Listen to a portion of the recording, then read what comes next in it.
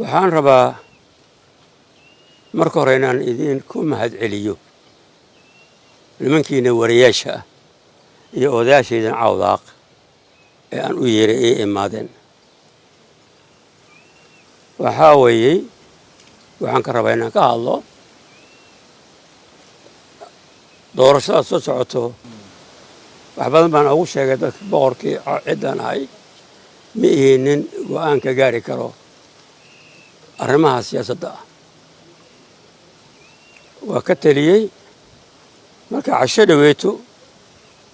waxaa ii yimid dad aan doonaynin maslaxadda cawdaaq oo fidmo ka rabo nairobina degan way ii soo dooreen 5 nin 5ta ehel baan u ahay kulli waa in loo waa sodoga aabey waa seediyaalka aabey waa walaalihii abtiyaalkooda ii soo direen inaan khilaaf ka sameeyo cawda dhexdiisa hadalkii baan ku fahmay waan celiyey orda soo heshiya baan idinka soo heshiya wuxuu wax dhow ma aha kursigan countigana waxaa leh cabdalle cawdaaq iyo cawlahan horaan markuu imaadana intaan joogay talaanka bixiyey waxaan weliba la taliyey ninka hadda ku fadhiyo nadiif oo aan isku dariiqanahay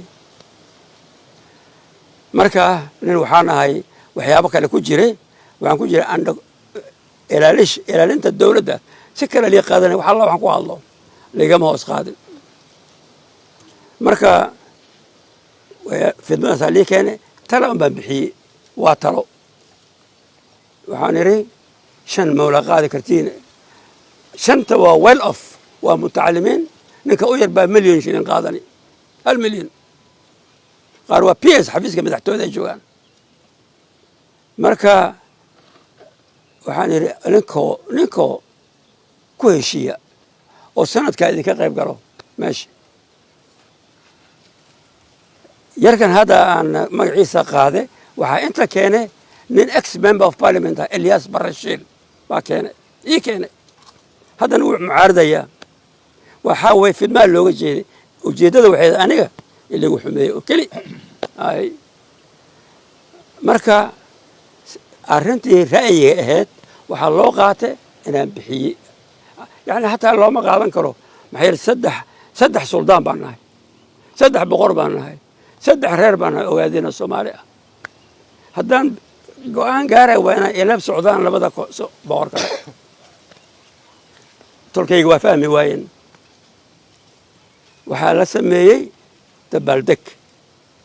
waan baryootame fidmaa keenaysa arrintan joojiya ligama maqlin arrinta waa la sameeyey marka waxaa weeyey waxaan rabay inaan idin sheego haddana arrinta aad ka hadashaan nimankan waxaa weeye familiga wiilka hadda istaagay odayaashiisii waaye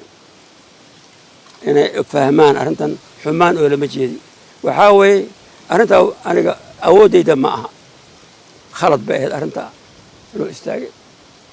waxaa taa ka sii daran wiilka intuu igu imaado lacag buu ii keenay boqorkii cawdaq baan ahay ani lacag kama qaato dad laaloosh ma qaato xataa sympathy kama rabo cawdaq xataa mahadsanid ma ka rabo